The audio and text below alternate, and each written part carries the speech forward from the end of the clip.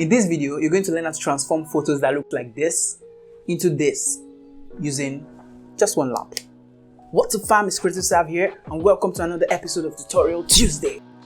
You know, right now is a very special season for the whole world. People are staying at home globally.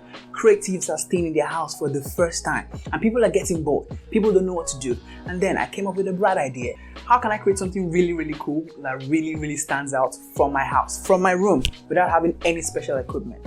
Now, I know I've spent most time talking about video editing and making videos on Tutorial Tuesday, but why not do something different? I make videos about products and services for businesses, and sometimes the assets I use in those videos were photos taken in the studio, product photography. So today, I'm going to be showing you how to take very cool and high-end photos of your products right from your house. Now, the lamp I use is quite different. It's a long lamp, and when you're taking pictures of bottles and cosmetics and those kind of things, it's better to have light that is elongated. If you have an actual studio light, your fixture, your modifier should be something long. It gives it that cool high-end touch. You don't use something like a ring light for a product photo.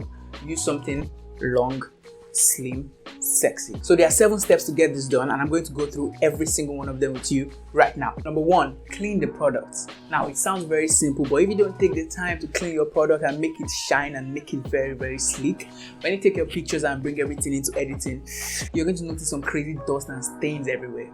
So clean your product, make sure it's nice and shiny, no stain. Number 2, set the focus of your camera to manual focus. Now, if you are using a phone that enables this, good. If you are not, don't worry about it. You just want the camera to always focus on the product, so not shift focus to something else, something in the background. So, number 3, set a timer. No matter what camera you are using, you should be able to get a countdown timer. Probably 5 to 10 seconds. 10 seconds is really nice. So you have the time to set up your light. Since you're using just one light, you have the time to set up your light however you want it in the scene and take the picture. Number 4, plan your shots. If you don't plan it out, you might end up with something that looks very shitty. Now going into this, I knew I wanted something that looks very high-end and very studio-y, very classy. So I went online and searched for bottle photography, like photos of wine bottles, and I saw this picture.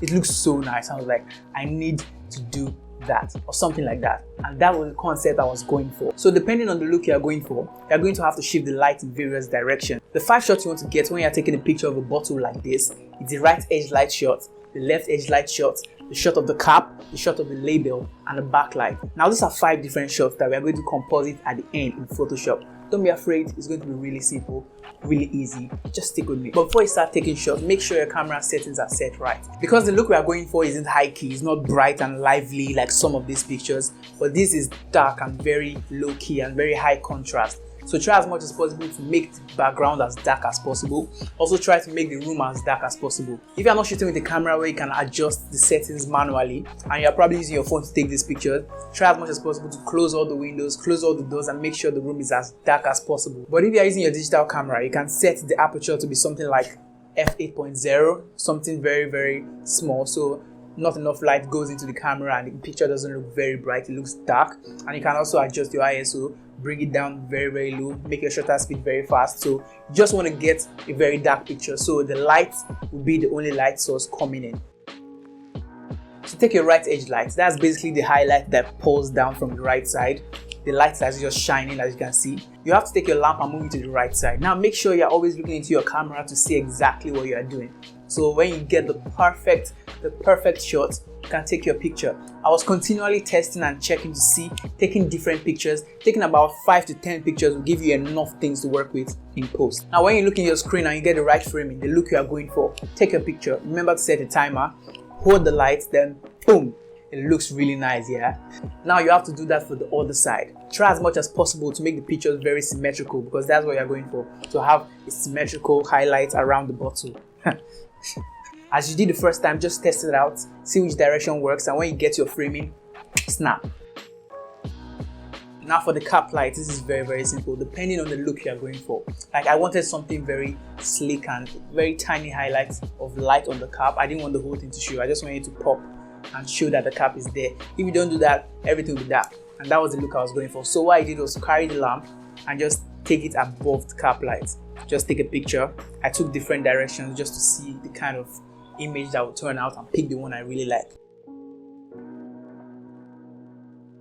Now for the label is really important because that's what shows the brand. That's what shows the brand that you're trying to market in the picture or the video. Now the thing about the label is that you don't want it to be too harsh, you don't want the light to be too sharp like the way it is on the edge. You want something soft, you want something slick. And if you watch the video I posted on Twitter and Instagram, you'll see me with a large cardboard holding the light against it. What I was trying to do was to get the light as soft as possible. So if you hold something white, something transparent, like even a piece of tissue paper against the light, it's going to give you a diffusion, something that will make the light softer, and that's what you want on your label. Except the look you are going for requires the label to be tack sharp. So how I did this was to light it from the right side and the left side and composite it in Photoshop, but you don't have to do that. If you can get your light to be directly in front of the label and keep the diffuser in between your light and the product and take a picture, then good. But what I did was take it from the right side and also take it from the left side. So when I go into Photoshop, I just blend it out. Now the backlights. Have you seen those drinks and how they just glow? I always wonder how Coca-Cola does it. How do they make their drink glow? So the glow is coming from the backlight. You don't have to do this. It's not an extremely compulsory step, but it makes all the difference in my opinion.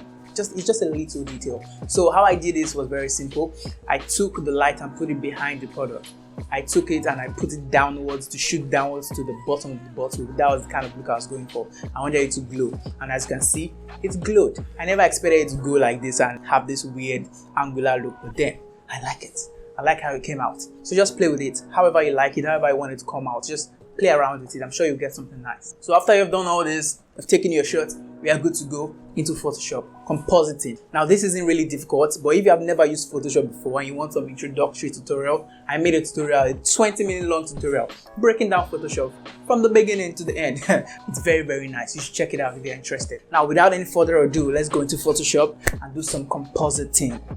Now we're in Photoshop, and I don't want to rush this. I just want to take it step by step so nobody gets confused. Okay, being in Photoshop, just load all your pictures in Photoshop layer by layer, layer by layer. As you can see here, all the pictures that we have taken, the 6 of them, 1, 2, 3, 4, 5, 6, have been placed on top of each other in different layers. And what we want to do is mask out parts of each of the pictures to form our full image. Now, it's a technique called clip masking. If all of this sounds very new to you, please check out the tutorial I told you about. So let's get right into it. You can see all our layers here. If I show them to you one by one, you can see the first one, the right edge light, left one, the cap, the label for the right side, the label for the left side, and the backlight. Okay, now what you want to do is to keep masking in the parts that you want and masking out the parts you don't want. Let's start with this second layer. Keeping the first one selected and visible, I'm hitting this eyeball visibility button. Make sure the layer is selected, and to create a clipping mask, just hit this button here. This button adds a layer mask. Now you can see that there is a box that is added to your layer. Make sure this box is what's selected and not this one, so you can work on making the mask. So right from here, what we need to do is to go to the brush tool right here, or hit B on your keyboard. Takes you to the brush tool, and from the brush tool, make sure this part is black in front and white at the back. Black in front and white at the back means you are removing parts of the image with the brush. If it's flipped, let's say white in front and black at the back, you are putting back parts of the image that has been cleaned. You know, the reason why we are using mask instead of the eraser tool, just erasing it, is because with mask you are doing your erasing non-destructively, so you can bring back changes that you have made. Okay, and how I change it is using X. If you keep hitting X, you see the colors that change in the foreground and the background color. So make sure black is in the foreground. Now, all we need to do is clean out the part we don't want. So in this image, the only part we are interested in is this left edge light. So let's clean out the rest carefully. As you can see, just like magic. Clean out the rest. All the parts that we don't need. Just make sure you clean everything out apart from this edge lights. Okay, now that we have gotten the two layers merged together looking very sweet like this, we can do it for the next layer. Next layer, make it visible. That's the cap layer. Make your layer mask, then clean out the parts you don't want. We only want this cap, so we clean out the rest from the layer, so you can bring the other ones that is below into the image. As you can see, it's very cool when you do this. You have a lot of control over the image. Now we have brought out our cap layer. Make sure you do this and refine it, because this is a YouTube tutorial and I don't want it to become very long. That's why I'm not taking my time. Usually you take your time to make sure you are masking it to the pixel. Okay, let's do the next layer. The next layer is the right label. So first we have to create the layer mask, as you can see here. Then let's clean out the part we don't want and leave just this right side.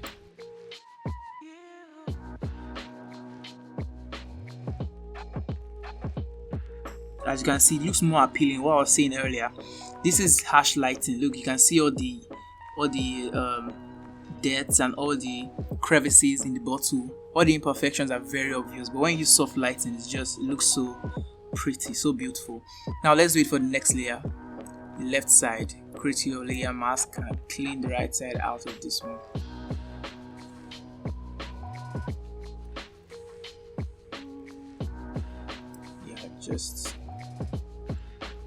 Just a bit. Make it softer, just a bit. So you can get the left side and the right side looking bright, and not just one side. Both sides looking very bright.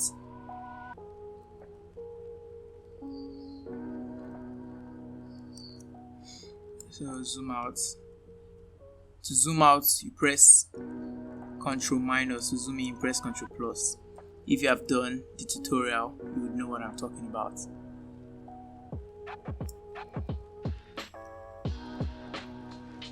If you have seen the tutorial, you know exactly what I'm talking about. If you have seen the tutorial, you know exactly what I'm talking about. So let's do that very quickly. Basically clean the rest of the bottle out and leave just this part that we just selected into our layer. Our image is looking very nice compared to where we started. We started here, and now we are here. It's really coming out. Yeah. So the final layer is, our picture is already coming out very nice. Now the final layer is your glue layer. Now I tried different looks and I didn't want the glue to be too evident, so I just made it very little. Let's do exactly what we did again. Layer mask, brush. I didn't want the glue to be too present, so I just took a little part of it. Let me make the brush bigger. You can do that by sliding this size or by hitting the square bracket keys on your keyboard. And a bigger brush just makes the softness even softer, very soft. So when I clean out, no, I don't want that part to go out. You see the thing I was telling you about, this area that just accidentally looked very nice. I don't want that to go out, so I won't select that out. I'll keep that in.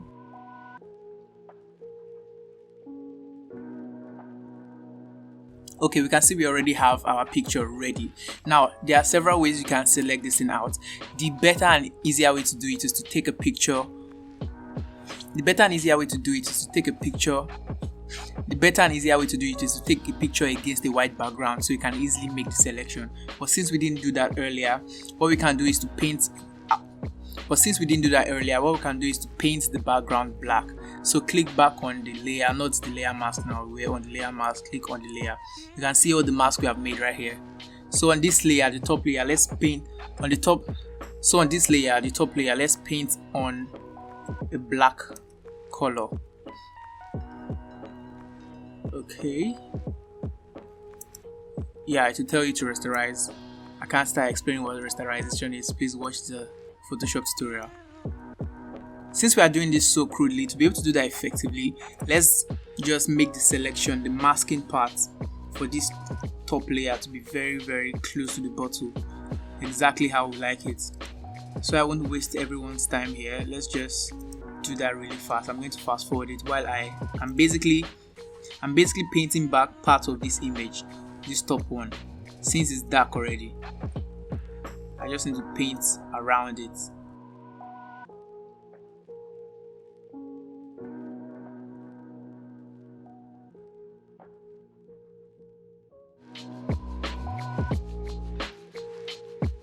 Now, can you believe that we actually took this picture with a lamp, with a rechargeable lamp? That's just crazy. Look, there's no limit to creativity. So now we can do a lot of retouching and cleaning and color correction to get the image perfect, exactly the way we want.